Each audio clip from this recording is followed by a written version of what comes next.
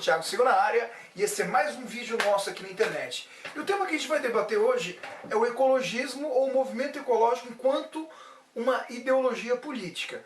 Pois bem, as preocupações com o meio ambiente são relativamente recentes. Comparado a todos os outros problemas que a sociedade enfrenta, a preocupação com o meio ambiente vai datar de mais ou menos meados do século passado, principalmente motivada pelos testes nucleares realizados pela União Soviética e pelos Estados Unidos, o que levou muitos cientistas a se perguntarem se o tamanho dessas explosões e da radiação emitida por essas armas poderia ou não poderia provocar alguma alteração no clima, no meio ambiente e assim por diante. Na época acreditava-se que o planeta era grande demais e o ser humano insignificante demais para produzir alguma alteração no meio ambiente. Pois bem, de certa forma, muitas pessoas ainda acreditam nisso, né?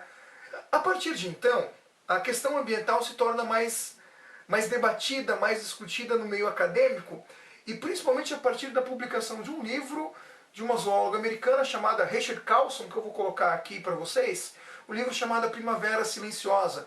Nesse livro, a autora procura estudar os efeitos que os agrotóxicos, sobretudo um agrotóxico da época chamado DDT, provocava principalmente na saúde humana.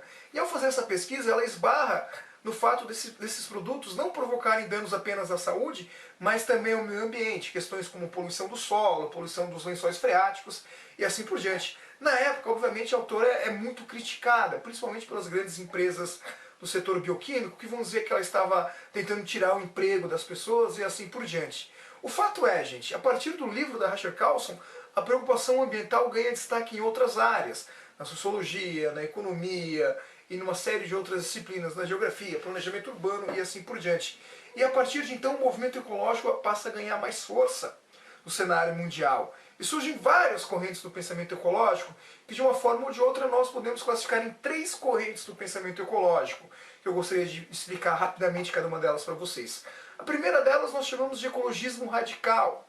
Os defensores dessa corrente vão pregar o quê? Uma total separação entre o que é o ser humano de um lado e o que é a natureza do outro. Vão defender, por exemplo, a criação de parques, de reservas ambientais, de áreas de proteção, que não devem, em hipótese alguma, ser visitadas pelos seres humanos. No Brasil a gente chama essas reservas de reservas ecológicas ou reserva biológicas, que são áreas de preservação permanente que devem ser utilizadas apenas por pesquisadores e no máximo por estudantes, mas não abertas ao público, né? Do ponto de vista econômico, os defensores do ecologismo radical também propõem a ideia do crescimento zero, dizendo que o crescimento econômico e proteção ambiental são coisas que não têm como se conciliar, e se o planeta continuar a crescer, se a economia continuar a crescer, inevitavelmente nós caminharíamos para um colapso ambiental. Não preciso nem dizer para vocês que as teses do ecologismo radical não agradaram nem os políticos, nem os empresários, e abriu espaço para o surgimento de uma nova corrente do pensamento ecológico, que a gente chama aqui de ecologismo moderado.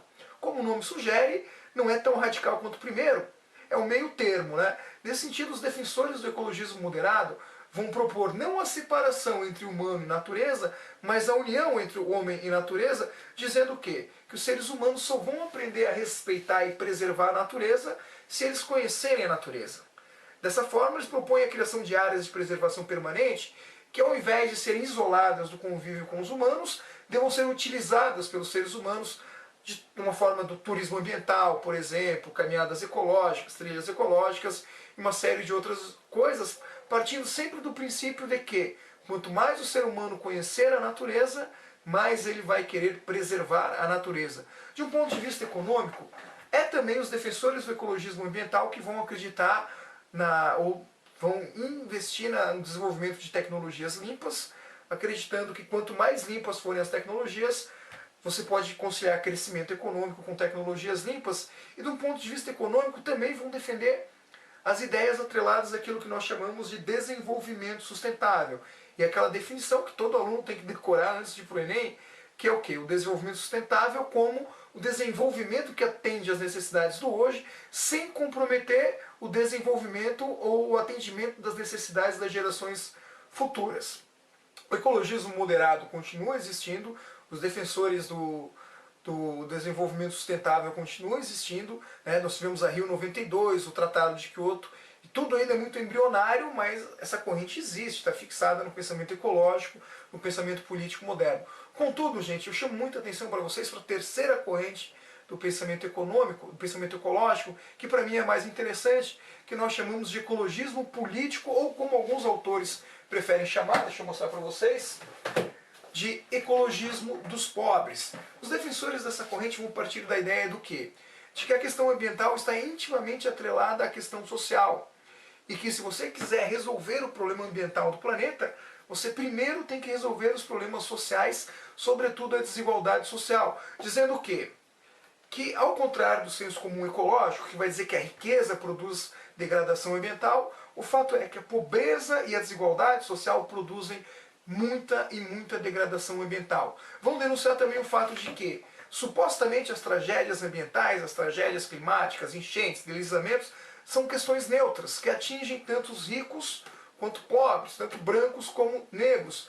Mas na verdade não é isso que acontece. As populações negras, as populações pobres, estão sempre mais sujeitas a serem vítimas de catástrofes ambientais. A ideia é polêmica, é claro que sim, mas tem muita coisa sendo produzida, inclusive com dados, com fato, com estatística mesmo, né?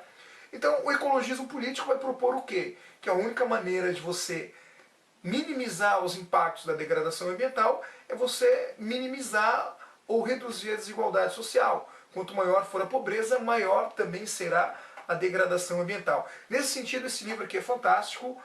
Juan Martins Elier, um dos maiores pesquisadores nessa linha do ecologismo político, ou como ele prefere chamar, do ecologismo dos pobres.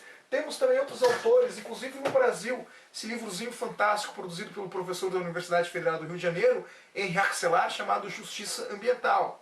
Justiça ambiental, obviamente, se contrapõe ao termo injustiça ambiental. E segundo esses pesquisadores, o mundo vive também uma injustiça ambiental, que é quando as populações pobres e negras estão mais sujeitas a sofrerem com tragédias ambientais. Nesse caso específico aqui, o Henri Axelar abre o livro citando o deplorável Memorando Summers, que foi um memorando que circulou a partir em 1991 no Banco Mundial, onde um dos acionistas do banco, chamado Laurence Summers, economista-chefe do Banco Mundial, sugeria que os países ricos deveriam incentivar a migração das empresas poluentes para os países pobres.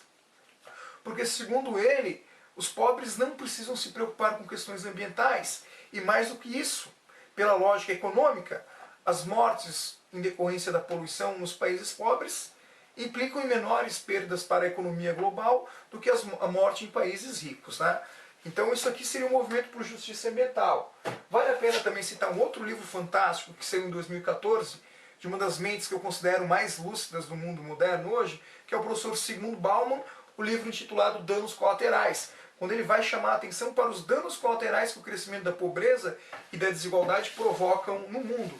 E não se trata mais de um debate minimalista entre o que é direita e o que é esquerda, mas sim dos riscos que o crescimento da desigualdade produz para toda a sociedade. Escreve ele o seguinte: aparentemente, os riscos são neutros e não intencionais, e seus efeitos aleatórios. Na verdade, porém, os dados do jogo dos riscos são viciados.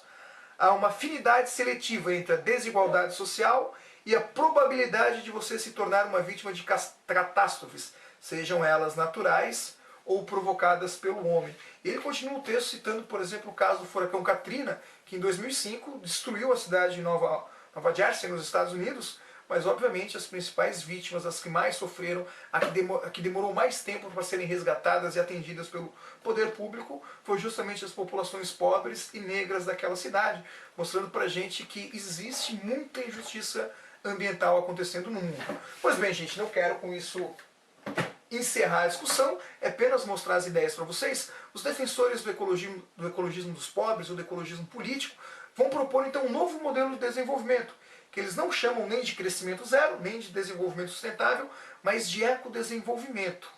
A partir da ideia de que o desenvolvimento é sempre multidimensional.